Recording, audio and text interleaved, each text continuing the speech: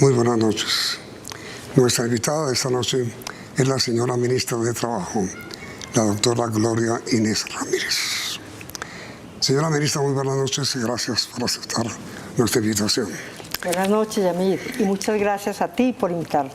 Ministra, varios temas. Primero, hoy se conocieron cifras de desempleo de año a año. Bajó. ¿Qué le pareció la cifra? Bueno, tenemos que decir que de año a año hemos bajado en la tasa de desempleo de 11.1 a 10.3. Eso es muy importante, pero también tenemos que tener claro que de mes a mes, o sea, en diciembre, aumentamos la tasa de desempleo y la aumentamos de 9.3 a 10.2. Esto de verdad que es preocupante, pero también nos muestra lo que es la incertidumbre que hay también a nivel mundial, porque hemos tenido causas externas que han impactado nuestra economía en términos generales. Pero incertidumbre, ¿por qué, señora ministra? Bueno, pues hay una incertidumbre porque tú sabes que todas las causas que se están dando, por ejemplo, como la alza de interés en los Estados Unidos, como la guerra que se está viviendo en Ucrania, tiene impactos directos en los componentes de la economía colombiana, sobre todo el valor de los agroinsumos, de los fertilizantes. Pero la otra cifra que me parece importante, Yamil, es la tasa de informalidad. No, pero perdón, ministra, antes de pasar a ese tema, con todo respeto. Esta incertidumbre no puede ser también consecuencia de la no claridad que tiene la opinión pública sobre la política sociolaboral del gobierno. No, porque se ha mostrado que no es solamente en Colombia el impacto, ha sido en todos los mercados de América Latina. Y tenemos que decir que esa incertidumbre que aparentemente plantea que el gobierno no tenga claro, este gobierno ha planteado claramente cuál es su política. Su política ha dicho que vamos a trabajar por un modelo de desarrollo de industrialización del país. Estamos trabajando para que el campo sea el motor de desarrollo, el trabajo rural, estamos haciéndolo. Y en materia, digamos, laboral y pensional, nos estamos preparando para llevar unas reformas que consideramos son muy importantes para que efectivamente los colombianos y colombianas nos pongamos a tono con las nuevas formas del mundo del trabajo, pero también en cómo garantizar el derecho a la pensión, cómo lo universalizamos todos los días más y más. La interrumpí, señora ministra, cuando usted nos iba a comenzar a hablar de la informalidad, que ha crecido, perdóneme la palabra, brutalmente. Sí, es decir, ese es un problema estructural que efectivamente está viviendo el país y que el gobierno tiene que dedicarse a trabajar propuestas que permitan que efectivamente avancemos hacia la formalización. Y esa formalización que nosotros estamos haciendo diferentes programas, tenemos que tener claro que cuando hablamos del empleo, el empleo significa es una política pública de empleo, que es lo que nosotros queremos trabajar. Y cuando hablamos del trabajo, estamos hablando de un derecho fundamental. ¿Cuál es nuestro reto y nuestro gran desafío? ¿Cómo armonizamos esa política de empleo que lleve hacia la formalización y cómo equilibramos con ese derecho al trabajo y a la seguridad social que también tiene compromisos Colombia a nivel internacional? Pero ministra, es que la gente desempleada, la gente que no tiene empleo, no lo encuentra. Como tiene que sobrevivir, tiene que refugiarse en la informalidad. ¿Cómo combatirla si no encuentran empleo? Claro que sí, Yamil, pero estamos trabajando en eso justamente. Hay programas que estamos, Colombia, por ejemplo, en 2 semanas estamos presentando la agenda de reindustrialización del país a través del ministro de Comercio, Turismo y de Industria. Estamos trabajando, el 21 de febrero presentamos la estrategia del Campesena, que es el SENA para el campo, como sirva para la formación y sirva de motor del desarrollo rural. En el Ministerio de Agricultura estamos trabajando también con el Ministerio de la Igualdad, que recién acaba de crearse. Estamos trabajando en los procesos de asociatividad, que es una manera también importante de generar empleo, sobre todo en el campo y en la informalidad, y haciendo los procesos de formalización. Tal vez no hemos visibilizado lo suficiente, pero hemos hecho ya muchos procesos. Más o menos hemos firmado unos 60 procesos de formalización con empresas y en el Estado colombiano, que estamos haciendo también un plan de formalización, porque el Estado en Colombia es un generador también de empleo. Y finalmente, Yamil, estamos trabajando bastante en los temas de reconversión laboral. que por lo menos en sectores como el corredor minero se vuelve muy importante este proceso, y lo mismo en todo el plan del Pacífico que estamos trabajando, estamos haciendo los procesos de reconversión laboral. Pero a ver, ministra, mire, a los empresarios privados, ¿cuánto les vale? O un peso de salario, ¿cuánto significa en lo que tiene que pagarle en prestaciones y demás a los trabajadores? ¿Uno qué? 1.9.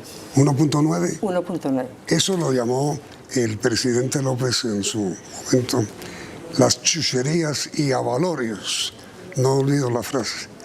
Chucherías y avalorios. ¿Hasta dónde ustedes partidarían de una gran reforma laboral para reducir chucherías y avalorios y crear así, generar empleo? Porque como usted bien lo dijo, a las empresas privadas les vale más lo que tienen que pagar al margen del salario que el salario mismo. Bueno, hay que manejar esto con mucho cuidado, mucho cuidado, porque cuando usted me habla de las chucherías y avalorios, yo podría decir que serían gastos que no serían necesarios. Pero si usted habla, por ejemplo, de los parafiscales, no son chucherías y avalorios, porque los parafiscales son el salario social de los trabajadores y trabajadoras. Sí. Otra cosa es que frente al sistema que tenemos hoy hay que hacer ajustes. Eso es. Usted podría hablar de chucherías y avalorios, por ejemplo, el sistema de protección al cesante, o sea, al desempleado. Usted sabe que yo no soy partidaria como está hoy, que estoy haciéndole un proceso de modificación y transformación, pero eso es muy importante, sí, porque es lo que estoy transformando para que sea oportuno y eficaz, no que se lo entreguen a uno cuando ya le han pasado 5 o 6 meses, que ya pierde su objetivo como tal. Entonces hay que ser muy prudente qué significa eso de chucherías y avalorios en términos del salario social, del bienestar de las familias, que son muy importantes como tal. Y el auxilio, señora ministra, ahora que usted lo menciona, ¿para el cesante se va a mantener? Sí, se mantiene, solo que lo transformamos. ¿Los 4 años? Sí, lo vamos a mantener los 4 años y el tiempo que sea necesario, porque cuando tenemos un país tan desempleado, pues cuando uno pierde, pues necesita. ¿Quién le paga a uno los servicios? Usted pierde el empleo, pero la casa sigue contando, usted tiene que pagar el arriendo, tiene que pagar los servicios públicos, entonces es necesario mantenerlo, solo que lo estamos transformando para que sea oportuno y eficiente. ¿Y cómo hacer, señora ministra, para darle formalidad al informante? Es decir, le pregunto de otra manera, ¿cómo hacer para que el informante se sienta más tranquilo en la informalidad que en la formalidad, que es lo que les pasa? Sí, bueno, primero hay que decir que no es un fenómeno solamente colombiano. La informalidad es un proceso estructural de toda América Latina fundamentalmente. Pero cuando vamos a hacer eso, nosotros estamos trabajando. Primero, hay una informalidad de las empresas, entonces tenemos que formalizar empresas. Y lo segundo, tenemos que formalizar personas. Y frente a esto, por ejemplo, en el campo tenemos un nivel de informalidad mucho más grande, digamos, que en la ciudad, aunque es más pequeña es más pequeño el número de habitantes, pero en proporción tenemos una informalidad mayor. Y en la ciudad hemos bajado 2 puntos, del 59 al 57%. Eso nos anima, pero no podemos bajar las alertas, porque tenemos que seguir trabajando. Uno, hacer ese proceso de industrialización de ese país rápido, Yamil. Sí, pero es que... Y segundo, llevando a la seguridad social, porque usted sabe que la formalización, ¿qué significa? Seguridad social. Claro. Eso significa que los trabajadores y trabajadoras o quienes se dedican allí puedan llegar al sistema de seguridad social. Pero es que ahí está el problema, ministra, que los informales no se formalizan porque temen que le descuenten, le descuenten, le descuenten, le descuenten. No, si nosotros hacemos un sistema que efectivamente incentive el proceso de formalización, yo pienso que eso es lo que tenemos que construir tanto en reforma laboral como en la reforma pensional. De eso es lo que se trata, de que todos los días los colombianos y colombianas puedan tener más universalidad en sus derechos. Y lo que yo he dicho, unas empresas, me ha escuchado usted mucho esto, unas empresas fuertes, potentes, pero sin precarización laboral. Ese es el equilibrio que hoy necesitamos nosotros colocar para Colombia. Los trabajadores, señora ministra, le han pedido a usted y le han pedido al gobierno que elimine la contratación directa por 1 mes o 2 meses, sino que sea indefinido. Las OPS. Sí, Yamil, esta es una manera de ir hacia el proceso de formalización. Esos contratos de 2 o 3 meses, a no ser que fueran estrictamente de obra y que el producto sea estrictamente de inversión allí, deben desaparecer del Estado. ¿Usted es partidaria de eso? Yo soy partidaria, lo que pasa es que no como lo han propuesto.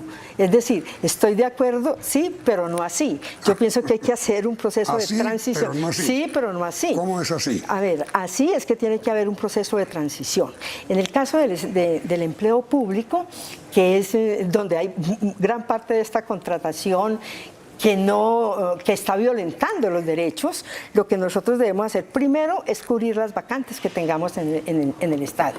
Y cumplir las vacantes significa nombrar en provisionalidad a la gente o armar las plantas de temporalidad. Lo segundo que tenemos que hacer son los estudios de cargas. Los estudios de cargas tienen que ir acompañados de una viabilidad presupuestal. Y lo tercero, la meritocracia, porque nosotros estamos con la meritocracia. Es la mejor manera de avanzar y de darle también dignidad a la gente. Yo estoy aquí porque me lo gané, porque efectivamente concursé.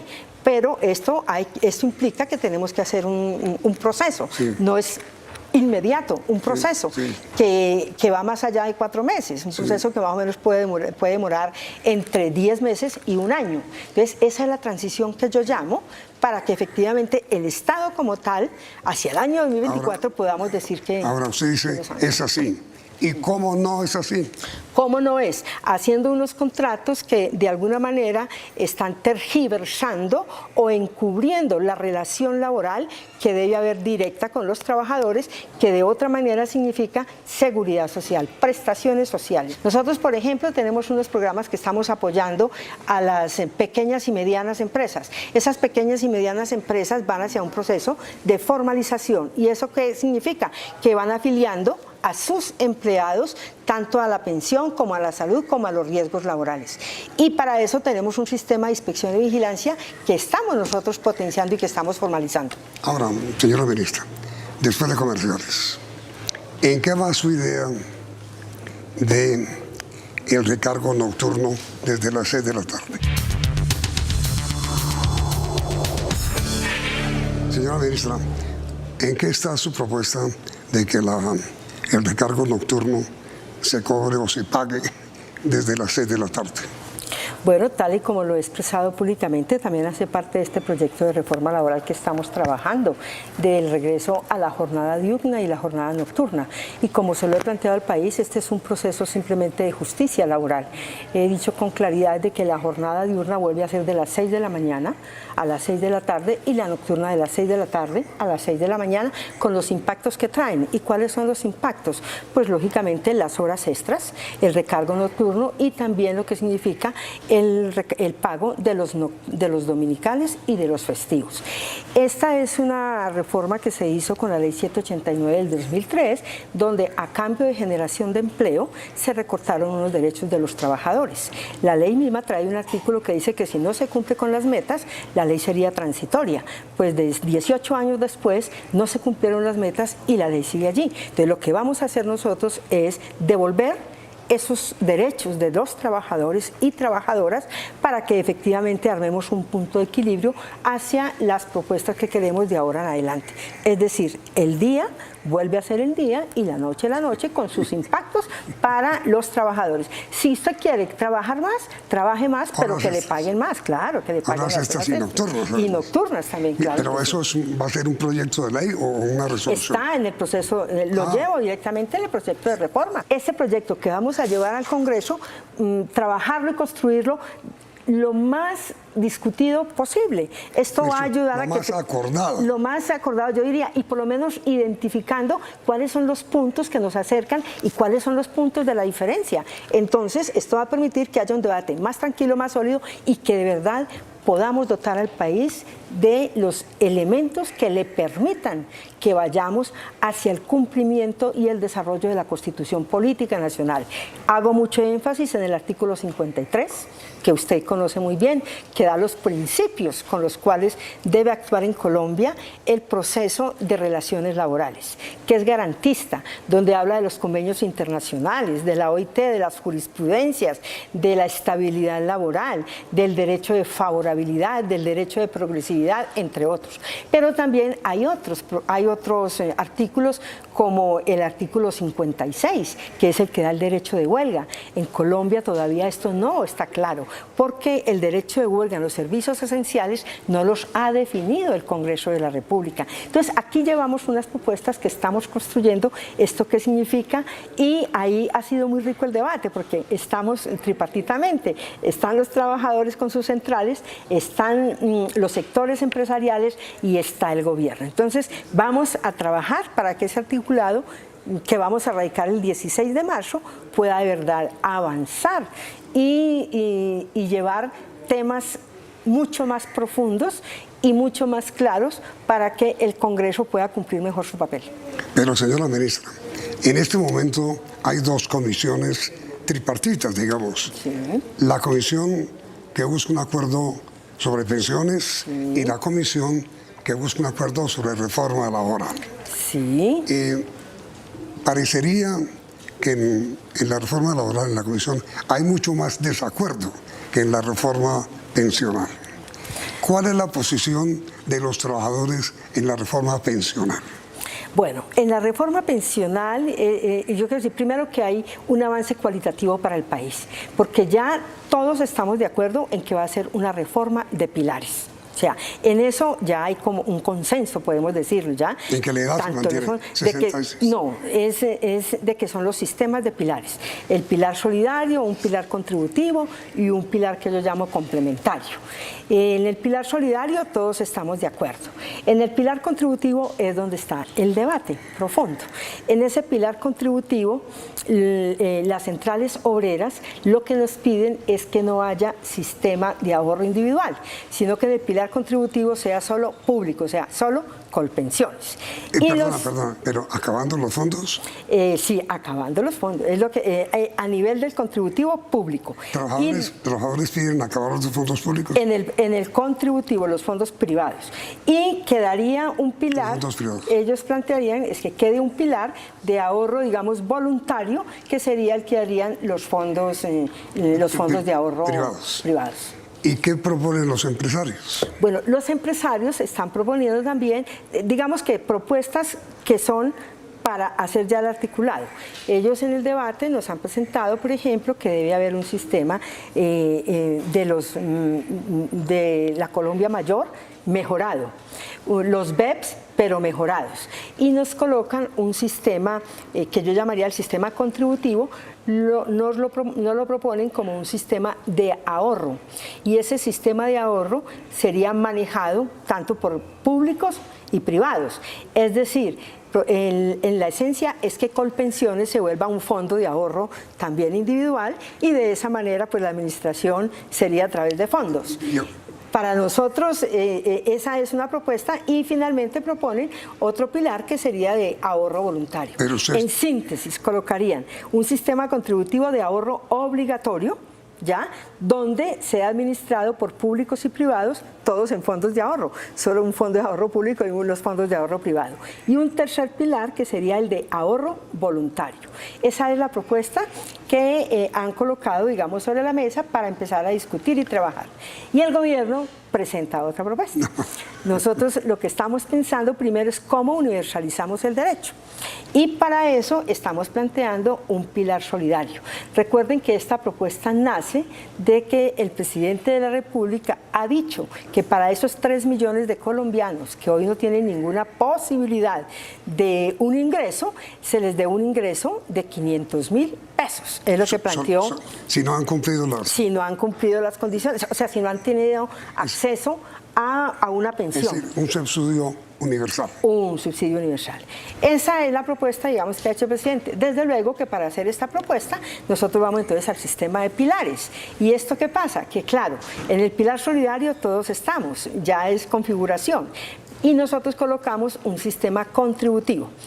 En ese pilar contributivo, que es nuestro segundo pilar, es donde hay un gran debate, porque nosotros estamos planteando un sistema híbrido, es decir, que se haya una contribución, una cotización hasta 4 salarios mínimos en el sector público, o sea, en Colpensiones, y de 4 salarios mínimos en adelante al sistema de ahorro individual, que es, digamos, es voluntario. O sea, que todos los trabajadores de Colombia, ganen mucho o ganen poquito, hasta 4 salarios mínimos ahora, cotizarían en Colpensiones, y de 4 salarios mínimos en adelante, lo que les quede, irían al sistema de ahorro individual.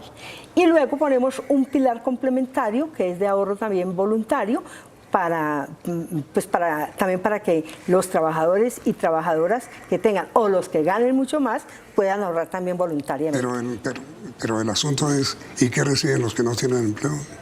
Pues claro, eso implica que tiene que haber, por eso yo he dicho que el empleo es una política pública, y eso es lo que nosotros vamos a hacer. Mira, Yamil, en ningún país del mundo a punta solo de ahorro se puede mantener las pensiones. Ahí eso tiene que ser un trípode, tiene que estar el ahorro, desde luego, la cotización, el gobierno, los trabajadores y los empleadores. Y señora ministra, mi pregunta final, ¿de dónde saca el gobierno fondos para crear ese subsidio a todos los que no tienen empleo? Bueno, Yamir, aquí hoy tenemos que mirar ¿cuál es el problema central? El problema central es que hoy tenemos 2 sistemas o 2 regímenes, como lo quieras llamar, el público y el privado. Sí. Uno que tiene muy pocos afiliados, que es el público, y muchos pensionados.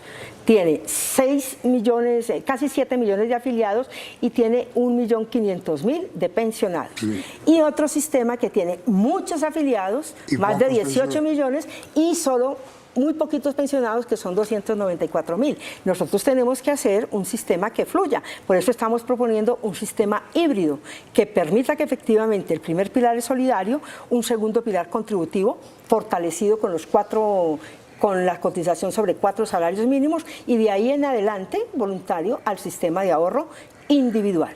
Esto tiene un impacto ¿sobre quién? Sobre los 4 fondos de ahorro. O sea, esto impacta Porvenir, impacta Protección Sura, impacta Scandia, impacta... Sí, todos los fondos los cuatro, son 4 fondos que son impactados. Y desde luego, la discusión que está es en esa parte del segundo pilar. ¿Cómo es? ¿Cuánta gente se viene, pero con cuánta platica? Sí, porque si no, no vamos a poder...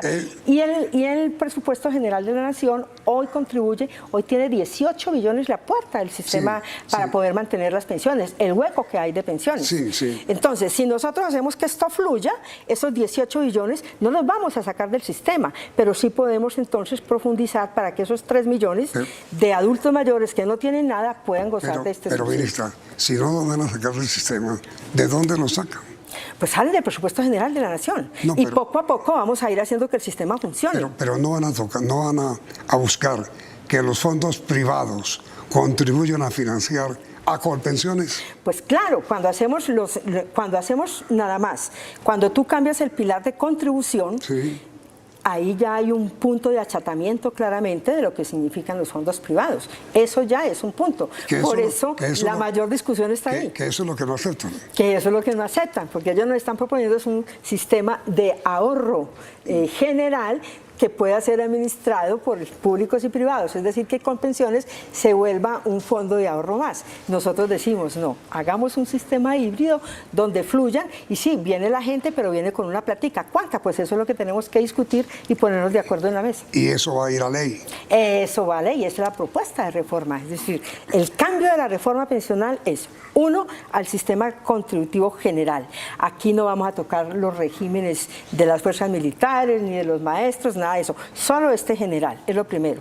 Lo segundo, no le tocaremos un peso de los ahorros a la gente. Recuerden que hoy los sistemas de ahorro privado funcionan por el criterio de portafolio, y el portafolio tiene 3 principios, el de la rentabilidad, el de la liquidez y el de la seguridad. Esos son los elementos con los que juegan. Eso no significa que usted tiene su platica ahí ahorrada y está ahí en una bolsita esperando a que usted se envejezca y se la den. No, eso mientras tanto está invertido, que esté produciendo, que está capitalizando, y de esa manera, cuando usted cumpla los requisitos, se lo van devolviendo en cómodas cuotas mensuales, digámoslo de esa manera.